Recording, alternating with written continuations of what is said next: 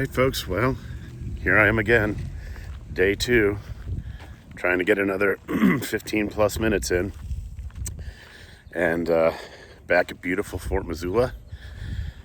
Yesterday, I actually lucked out, caught the one little nice sunny bit of time, and it rained most of the rest of the day. While we're here, I'm just going to turn around. This is a beautiful building here at the fort. So it's called Heritage Hall. Really pretty. And I'm going to walk around the parade grounds today. And I'm going to try not to get wet because there are sprinklers on all over the place. So, pretty much a walk in the park. Anyway, another beautiful day. Hoping to get 15 to 16 minutes in. I caved again. Had a bad breakfast. Sausage McMuffin. Gotta quit those. The struggle is real, as they say.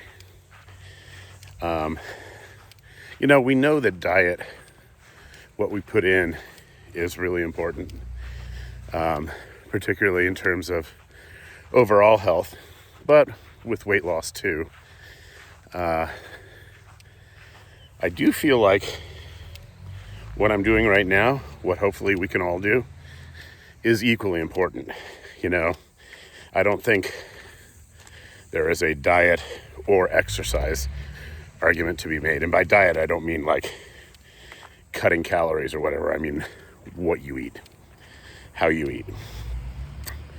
Although I guess it could include the diet, traditional diet definition as well. But I don't think it's a one or the other, an either or. I think it has to be a bit of both. Having said that, if you don't do the exercise piece, your food intake, however good it may be, I'm not going to say it's going to be for naught, but it may, it may be impacted. It may be, your net benefits may be minimized. Personally, I don't love strength training. I'm not really doing any of it right now. I have done it in the past, back when I was young and slim and healthy and good looking. In fact, on that note, just a little side note, there was a time in my 20s, even into my late 20s, when I had a gym membership that I used darn near every day. And I did strength training, resistance. And I did a lot of cardio, different kinds. Stationary bike, recumbent bike, elliptical, treadmill, all of it. And, I ate pretty well. I didn't eat really intentionally. But again, I was like 27, so, But at that point, yeah, I was at 11% body fat. That's where your abs actually get that six-pack thing going. So that's where I was, and this is where I am now. It's a bit of a metamorphosis from a caterpillar into whatever the heck this is. So anyway, that's just a bit of an aside, but going back to my other point, I don't think that focusing just on food is going to do it for us. And it can also kind of make us a bit manic in a sense. And I'm not using that clinically, of course. I have no medical background. But I think people get really hyper-focused on their intake. Not to say they shouldn't pay attention, but I think they do that sometimes at the expense of getting just plain old good old exercise. So I really feel like you have to do both. And if I'm going to do both, I'm probably going to err on the side of paying more attention to what I'm doing right now than the dietary aspect of it. For me, cardio is kind of easier I don't mind it. You know, and even calling it cardio is a bit funny. I'm going to change hands here because my hand's getting tired. A little wheezier today. Like that. I was coughing quite a bit this morning. And I don't know if it's because there's smoke in the air from a fire around here, or the cat dander that is all over my house. But for whatever reason, yeah, a little wheezy, coughing a bit. Anyway, going back to the point, I'd rather do more of this and a little less focus on diet. Because I find cardio easy, in a sense. I can play little games in my head. I can think about things. I can talk to you guys. I can process what's going on in my life. I can play little competitive games with myself. I have a treadmill at home that, like everybody's treadmill, right now it's a clothes hanger. And I have stuff piled up on the actual tread thing. So it's not getting use. But it did a bit in the winter. I was using it a bit in the winter, which was great. And when I'm on that, you know, of course, it's giving you your times, your calories burned, all sorts of data.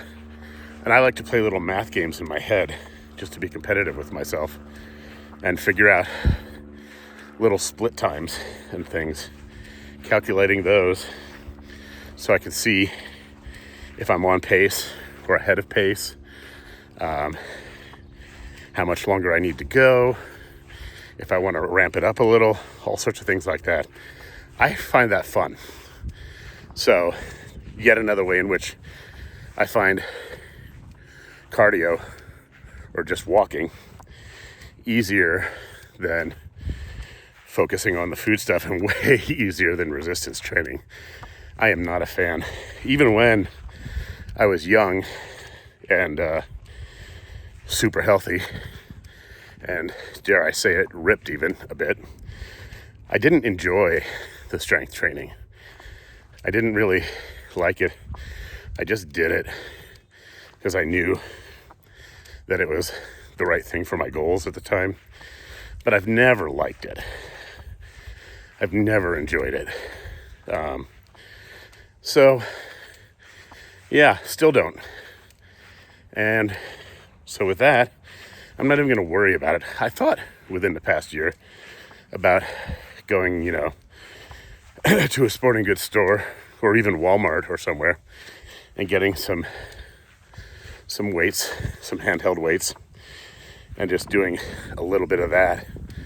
But even that, I could see those just collecting dust.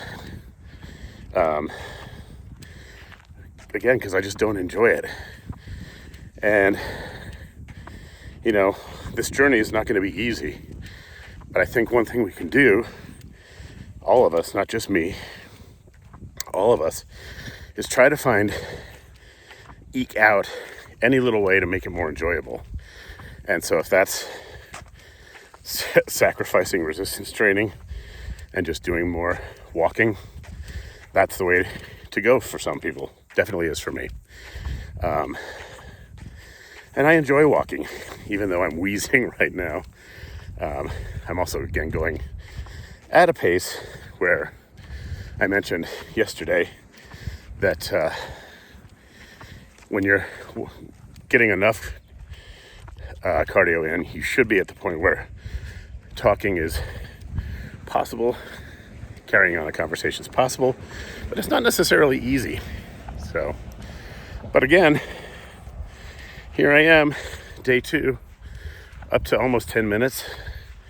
Gonna try to get 5 or 6 more in today. And I want to hear from you fine folks. What are you doing? What do you want to do? What are your hopes and goals? How can we support each other? How can we hold each other accountable? You know, I think to a large extent for this channel, for me, That's going to be doing what I'm doing right now, but it's also going to be hearing from you guys. It's going to be comments in the comment section. You can click like if you want to. I hope you do. You can subscribe if you want to. I hope you do. But the real point is starting a conversation. Let's start a conversation about all of this, the challenges, what we hope to get to, where we're at now, how hard it is, how hard it can be. And, I'm pretty big, pretty wheezy at the moment. But I'm happy that I can do 15 or 20 minutes or more of this, because I know there are some folks out there maybe watching who can't. But like I said yesterday, if you can walk half a block, do that on day one. If you can walk a block, do that. The next day, add a few more steps. The day after that, add a few more steps. We're not going to get all the way there in a day or a month. I was going to say maybe even a year. But some of us could get pretty far in a year. I put a lot of this weight on fairly rapidly. I'm not delusional in thinking that I'm going to take it off really rapidly. But there's a lot of opportunity here. A lot of opportunity to make progress month by month. And then, see what a year brings. I don't know if I mentioned it yesterday, but I am probably not going to get on a scale very often to give you guys updates. I might do that some, and I might do that too when I'm starting to see results. You'll probably see results in my face getting thinner. But I'm not going to get on the scale every day or even every week because, first of all, we all lose or gain a pound or two every day, depending on, some bodily functions as well as how much we ate. So our weight any given day, any time in the day, is fluctuating. If I step on the scale today, and again, I'm not even sure, but let's say I weigh 320 pounds, and I get on it today, and it says I weigh 321, that's going to feel like a downer. And it's kind of stupid because that could simply be that I did something silly, like weighed myself after dinner, instead of, some set time when my stomach is emptier and I know I'm at a reliable, predictable rate. But again, it's not even about that. It's about overall health. It's about feeling better, getting healthier, saving my life. And that's really, as I said yesterday, that's what's prompting me to do this. I don't want to be that guy who leaves friends and family behind because he passed away before 60, because he didn't take care of himself. That kind of terrifies me.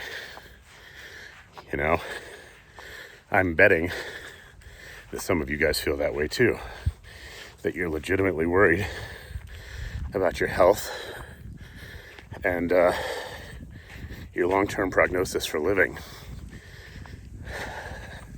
I'm a bit of a worrywart. I told you guys yesterday, I do have some anxiety.